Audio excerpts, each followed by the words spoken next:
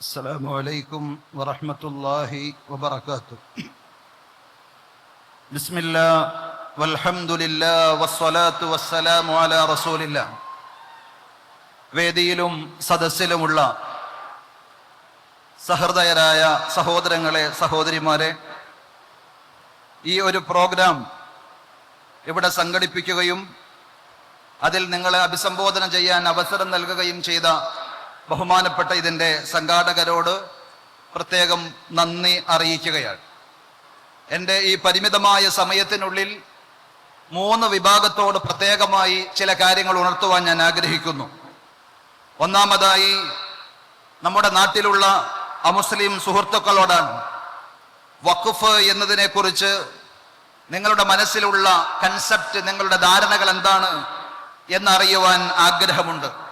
ഇവിടെ പലരും ബോധപൂർവം അതിനെ തെറ്റിദ്ധരിപ്പിച്ചുകൊണ്ടിരിക്കുന്നു.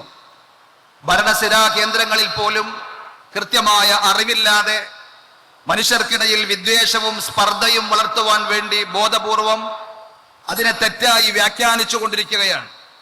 വഖഫ് എന്ന് പറഞ്ഞാൽ ഒരു സമാന്തര ഭരണ സംവിധാനമാണ് എന്നും മറ്റൊരു സമുദായങ്ങളുടെ സ്വത്തുവകകൾ പിടിച്ചെടുക്കുവാനുള്ള മുസ്ലിങ്ങളുടെ പക്കലുള്ള സംവിധാനമാണ് എന്നുമൊക്കെ, മറ്റുള്ളവരുടെ അവകാശങ്ങൾ തട്ടിയെടുക്കുന്ന രീതിയാണ് എന്നുമൊക്കെ പറഞ്ഞുകൊണ്ടിരിക്കുമ്പോൾ എന്താണ് വഖഫ് എന്നത് നമ്മൾ കൃത്യമായി അറിയേണ്ടതുണ്ട്. അത് സമൂഹത്തെ ബോധവൽക്കരിക്കുകയും ചെയ്യേണ്ടതുണ്ട്. ഒരു മുസ്ലിം തന്റെ സ്വകാര്യ സ്വത്ത്, പ്രൈവറ്റ് പ്രോപ്പർട്ടി, പടച്ചവന്റെ മാർഗത്തിൽ സമൂഹത്തിന് നന്മക്ക് വേണ്ടി വിട്ടുകൊടുക്കുന്ന ഒരു പുണ്യകർമ്മമാണ്, ദാനമാണ് വഖഫ് എന്ന് നമ്മൾ തിരിച്ചറിയുമ്പോൾ, സ്വന്തം സ്വത്ത് ദാനമായി കൊടുത്ത അബൂ ത്വൽഹ റളിയല്ലാഹു അൻഹു ചരിത്രത്തിൽ നമുക്ക് കാണുവാൻ സാധിക്കും. മദീനയിലെ ബൈറുഹാ തോട്ടം ഇസ്ലാമിന്റെ അല്ലെങ്കിൽ സമൂഹത്തിന്റെ, സമുദായത്തിന്റെ നന്മക്ക് വേണ്ടി വിട്ടുകൊടുത്ത അദ്ദേഹം, ഉമർ ഇബ്നുൽ ഖത്താബ് റളിയല്ലാഹു അൻഹു ഖൈബറിലെ തന്റെ ഭൂമി ആളുകൾക്ക് വേണ്ടി നന്മക്കായി വിട്ടുകൊടുത്ത വഖഫിന്റെ ചരിത്രം, മഹാനായ ഉസ്മാൻ ഇബ്നു അഫ്ഫാൻ റളിയല്ലാഹു അൻഹു മദീനയിലെ ആളുകൾ വെള്ളം കുടിക്കുവാൻ കഷ്ടപ്പെട്ടപ്പോൾ ബിഅ്റു റൂമ സമ്മാനിച്ച ചരിത്രം ഒക്കെ നിങ്ങൾ മനസ്സിലാക്കി കഴിഞ്ഞാൽ വഖഫിന്റെ പേരിലുള്ള ഈ കളികളും കുതന്ത്രങ്ങളും നിങ്ങൾക്ക് മനസ്സിലാക്കുവാൻ സാധിക്കും. അതിന്റെ ഗുണഫലങ്ങൾ കൊറോണ പോലെ, അതേപോലെ തന്നെയുള്ള പ്രളയത്തിന്റെ സമയത്ത് ഈ നാട്ടിലുള്ള എല്ലാവരും ഉപയോഗിച്ചതാണ്.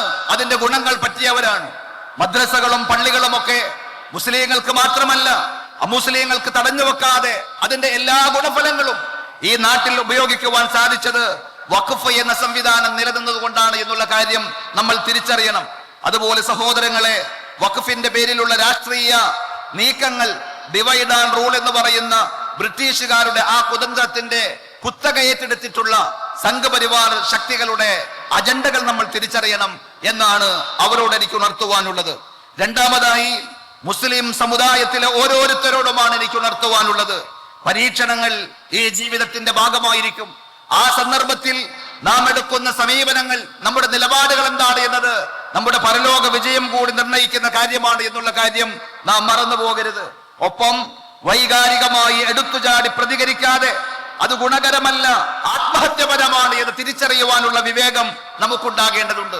കാരണം എന്നെയും നിങ്ങളെയും അഥവാ മുസ്ലിം ഉമ്മത്തിനെ വൈകാരികതയുടെ പേര് പറഞ്ഞ് ശത്രുക്കൾ ആഗ്രഹിക്കുന്നത് തല്ലിക്കൊല്ലുവാനാണ് എന്ന് നമ്മൾ തിരിച്ചറിയേണ്ടതുണ്ട്. അതിനാൽ അവർ ഇട്ടുതരുന്ന ചൂണ്ടകളിൽ കൊത്തേണ്ടവരല്ല നമ്മൾ. ഇവിടെ ആടിനെ പട്ടിയാക്കുവാനും അതിനെ പിന്നീട് പേപ്പട്ടി എന്ന് വിളിക്കുവാനും ആ പേപ്പട്ടിയെ തല്ലിക്കൊല്ലുവാനും ബോധപൂർവം ശ്രമിച്ചുകൊണ്ടിരിക്കുന്ന ആളുകളുണ്ട് എന്ന് തിരിച്ചറിഞ്ഞാൽ അവരുടെ കെണികളെ അതിജയിക്കുവാനുള്ള ബുദ്ധിപൂർവമായ സമീപനങ്ങളാണ് നമ്മളിൽ നിന്നുണ്ടാകേണ്ടത്. അപ്രകാരം തന്നെ മതേതര ചേരിയെ ശക്തിപ്പെടുത്തുവാൻ നമുക്ക് സാധിക്കേണ്ടതുണ്ട്. അവരുടെ പരിശ്രമങ്ങളെ കണ്ടില്ലെന്ന് നടിക്കരുത്. രാജ്യസഭയിലും അതേപോലെ തന്നെ പാർലമെന്റിലും സുപ്രീം കോടതിയിലുമെല്ലാം നമ്മൾ കേട്ട ശബ്ദം മുസ്ലിങ്ങളുടേത് മാത്രമായിരുന്നില്ല. ഈ രാജ്യത്തെ സ്നേഹിക്കുന്ന പ്രതിപക്ഷ നിരയുടെ ഒന്നിച്ചുള്ള നീക്കം നമ്മൾ കണ്ടതാണ്. അതുകൊണ്ട് അവരെ വേദനിപ്പിക്കുന്ന, അവരുടെ പിന്തുണയെ ഇല്ലാതെയാക്കുന്ന ഒരു ശ്രമവും ഒരു വാക്ക് പോലും നമ്മുടെ ഭാഗത്ത് നിന്നുണ്ടാകുവാൻ പാടില്ല എന്നത് സ്നേഹത്തോടുകൂടി എന്റെ ഉമ്മത്തിന് ഞാൻ ഓർമ്മപ്പെടുത്തുവാൻ ആഗ്രഹിക്കുകയാണ്. അപ്രകാരം തന്നെ നിയമവ്യവസ്ഥ നിലനിൽക്കുന്ന ഒരു നാട് എന്നുള്ള നിലയിൽ നിയമപരമായി നേരിടുവാൻ നമുക്ക് സാധിക്കേണ്ടതുണ്ട്.